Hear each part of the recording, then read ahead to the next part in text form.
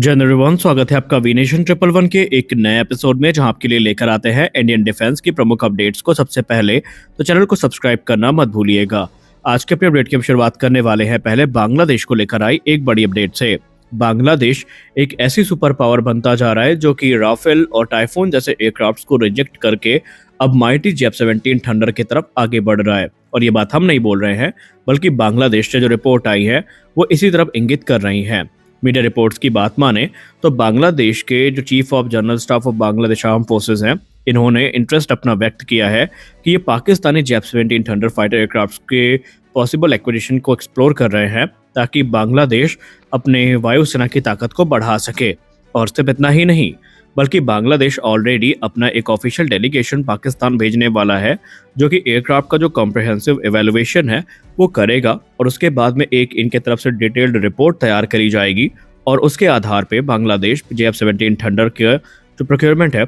उसको फाइनलाइज करेगा। अब स्पष्ट है कि बांग्लादेश सबसे पहले चर्चा में तब आया था 2024 में, जब उनके तरफ से कहा गया था कि वो राफेल फाइटर्स को खरीदना चाहते हैं, लेकिन दिक्कत ये है कि उनके जो पोटेंशियल एनिमी है, जिसमें संभावित है इनडायरेक्टली भारत का नाम लिया गया था, वो इनको ऑपरेट करता है। और बांग्लादेश ने कहा था कि हम कोई भी ऐसा फाइटर एयरक्राफ्ट ऑपरेट नहीं करना चाहेंगे जो कि हमारे एडवर्सरी ऑपरेट करते हों। फिर बात आई यूरोफाइटर टाइफून की, और बांग्लादेश की मीडिया में चर्चाएं चलने लगी कि टाइफून को लेकर बांग्लादेश इंटरेस्टेड है, और तकरीबन 1 से 2 स्क्वाड्रन टाइफून की बांग्लादेश के द्वारा ली जा सकती है। लेकिन राफेल से शुरू हुआ सफर अब जेफ-17 थंडर में मानो खत्म होता दिख रहा है। नंबर्स को लेकर अभी क्लियरेंस नहीं आई है या क्लैरिफिकेशन नहीं आया है कि नंबर कितने होंगे, लेकिन माना जा रहा है कि 1 से 2 स्क्वाड्रन बांग्लादेश जेफ-17 थंडर की ऑपरेट कर सकता है। और इसके पीछे आप सब समझ सकते हैं कि चाइनीज इन्फ्लुएंस जिम्मेदार है, और चाइना के डेलीगेशन से ही जो मुलाकात है ये बांग्लादेशी अधिकारी मुख्यतः करेंगे। अक्सर जब एमआरएफए में ग्रिपेन की बात होती है तो ग्रिपेन को काउंटर करने के लिए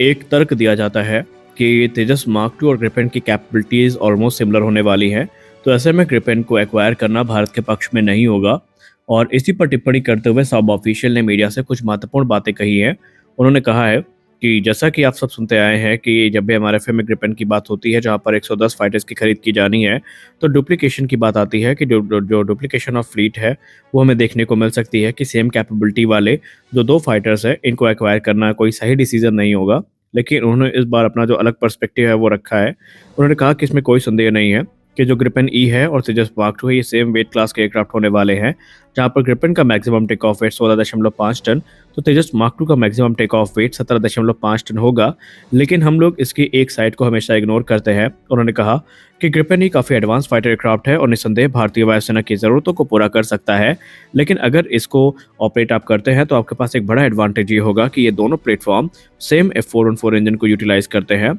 यानी कि इनको मेंटेन करके रख पाना काफ़ी ज़्यादा बेनिफिशियल होगा। और जब बात लॉजिस्टिक की आती है, मेंटेनेंस की आती है, ट्रेनिंग की आती है, तो ये बहुत सारे सिग्निफिकेंट बेनिफिट्स आपको ऑफर करेंगे। और जो कॉमनैलिटी फैक्टर है ये स्ट्रीमलाइन ऑपरेशंस के लिए काफ़ी ज़्यादा महत्वपूर्ण माना जाएगा, और जो मेंटेनेंस कॉस्ट है ये भी काफ़ी रिड्यूस होगी। और जो सप्लाई चेन मैनेजमेंट है भारतीय वायुसेना के अंतर्गत वो भी इन एयरक्राफ्ट्स के चलते काफ़ी ज़्यादा आसान होगा। उन्होंने कहा कि ग्रिपेन ई का जो मॉडुलर सॉफ्टवेयर आर्किटेक्चर है ये अलाउ करेगा कि अलग अलग प्रकार के जो वेपन सिस्टम है इनको ईजिली इंटीग्रेट किया जा सकता है, जो कि भारतीय वायुसेना के तेजस मार्क 2 में भी आपको देखने को मिलेंगे। तो ऐसे में जो कॉमनैलिटी फैक्टर है इसको अगर आप कंसीडर करते हैं तो यहाँ पर आप ये कह सकते हैं कि ये दोनों एयरक्राफ्ट जो है को एग्जिस्ट एक साथ कर सकते हैं, और इसके लिए आपको इनके बीच में जो कंपटीशन है वो करने की ज़रूरत नहीं पड़ेगी। लेकिन बातें चाहे जो भी हों, भारतीय वायुसेना का रुझान सिंगल इंजन फाइटर्स पे बिल्कुल भी नहीं है एमआरएफए के अंतर्गत, और यहाँ पर जो मीडियम वेट के ट्विन इंजन एयरक्राफ्ट हैं इनको ही कंसीडर किया जा रहा है।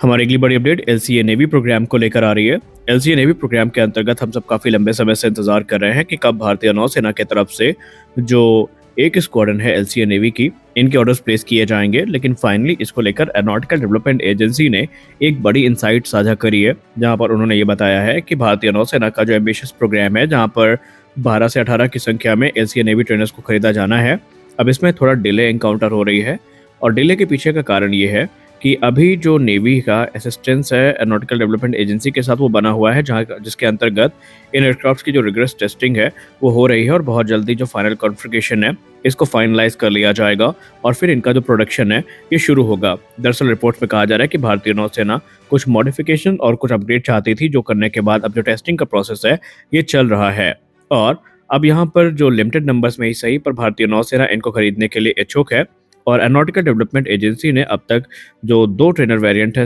वो तैयार कर लिए हैं और एक सिंगल सीटर जो वेरिएंट है ये भी तैयार किया जा चुका है। हालांकि सिर्फ ये भारतीय नौसेना के दृष्टिकोण से महत्वपूर्ण नहीं है बल्कि ट्विन इंजन डिग बेस्ड फाइटर प्रोग्राम में भी इन एयरक्राफ्ट्स की भूमिका काफ़ी महत्वपूर्ण है क्योंकि ये एज अ टेक्नोलॉजी डेमोन्स्ट्रेटर वहाँ पर कार्य कर रहे हैं और इनसे प्राप्त जो वैल्यूएबल डेटा है उसके आधार पर ही जो ट्विन इंजन डिग बेस्ड फाइटर है उसका निर्माण कार्य चल रहा है। अब अगर हम बात करें कुछ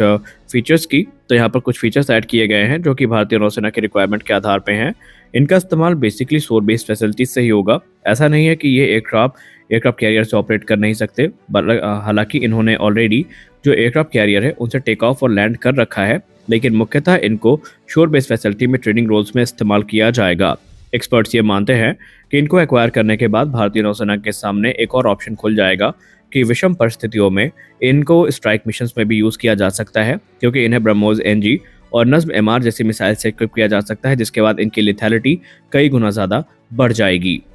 रही बात ऑर्डर्स की तो रिपोर्ट में बताया जा रहा है कि ऑर्डर हमें 2026 तक फाइनलाइज होते नजर आ जाएंगे। हमारी अगली बड़ी अपडेट भारतीय थल सेना को लेकर आ रही है। भारतीय थल सेना अपनी आर्टिलरी कैपेबिलिटी को एक सिग्निफिकेंट लीप देने की तैयारी पर है और ये बढ़ोतरी होगी पिनाका मार्क 3 के रूप में। जी हाँ, पिनाका मार्क 3 जो रॉकेट सिस्टम है ये प्रॉमिस करेगा कि तकरीबन 120 किलोमीटर की जो स्ट्राइक रेंज है वो इसकी सहायता से भारतीय थल सेना प्राप्त कर लेगी और ये जो एडवांसमेंट है ये defence research and development organisation के द्वारा आगे बढ़ाया जा रहा है और जब पिनाका मार्क 3 बन के तैयार होगा 120 किलोमीटर के स्ट्राइक रेंज के साथ तो ये निस्संदेह 90 किलोमीटर की मारक क्षमता वाले रशियन ओरिजिन के जो स्मर्च सिस्टम है इनको पीछे छोड़ देगा, जो कि एक इम्पॉर्टेंट आर्टिलरी सिस्टम माने जाते हैं भारतीय थल सेना के अंतर्गत। अपने एनुअल प्रेस कॉन्फ्रेंस के दौरान भारतीय army chief general Upendra Dwivedi sir ने भी इस पर प्रकाश डाला था और उन्होंने कहा था कि पिनाका सिस्टम हमारे लिए काफ़ी इम्पॉर्टेंट है। उन्होंने कंफर्म भी किया कि डीआरडीओ इस समय जो पिनाका रॉकेट्स की रेंज है इसको एनहांस करने पर काम कर रहा है और अगर ये जो एक्सटेंडेड रेंज के एमुनिशन है हमारी रिक्वायरमेंट को पूरा करते हैं तो यहाँ पर फिर हमें जो विदेशी लॉन्ग रेंज के सिस्टम है इनकी ज़रूरत नहीं पड़ेगी और हम दूसरे जो लॉन्ग रेंज सिस्टम्स हैं इनके तरफ देखेंगे भी नहीं और पिनाका हमारा प्राइमरी फोकस होगा। और जनरल द्विवेदी सर ने यह भी कहा कि हम तो यही प्रयास में हैं कि हमारी जितनी भी ज़रूरतें हैं ये आत्मनिर्भरता के मद्देनज़र हों, यानी कि स्वदेशी तौर पर पूरी करी जाएं ताकि हमें जो इम्पोर्टेड सिस्टम है इनसे छुटकारा मिल सके। पिनाका मार्क 3 की जहाँ तक बात रही तो ये 120 किलोमीटर की रेंज को ऑफर करेगा और बड़ी संख्या में भारतीय थल सेना इनको खरीदेगी और ये हमें अलाउ करेंगे कि जो हमारी रीच है ये काफ़ी ज़्यादा बढ़ जाएगी एनिमी के क्षेत्र में, जहाँ पर हम इसका इस्तेमाल ऑफेंसिव और डिफेंसिव दोनों रोल में कर सकते हैं। और जो नया सिस्टम है इसमें हमें गाइडेंस सिस्टम भी देखने को मिलेगा जिसमें हमें सैटेलाइट गाइडेंस और प्रिसीजन स्ट्राइक कैपेबिलिटी भी देखने को मिलने वाली है और ऐसे में इनकी लेथैलिटी कई गुना ज़्यादा बढ़ जाएगी। तो आज के इस वीडियो में बस इतना ही। आशा करते हैं ये वीडियो आपको अच्छी लगी होगी। वीडियो अच्छी लगी तो वीडियो को लाइक करिए, नए हैं तो चैनल को सब्सक्राइब करिए। मिलते हैं अगले वीडियो में, तब तक के लिए जय हिंद।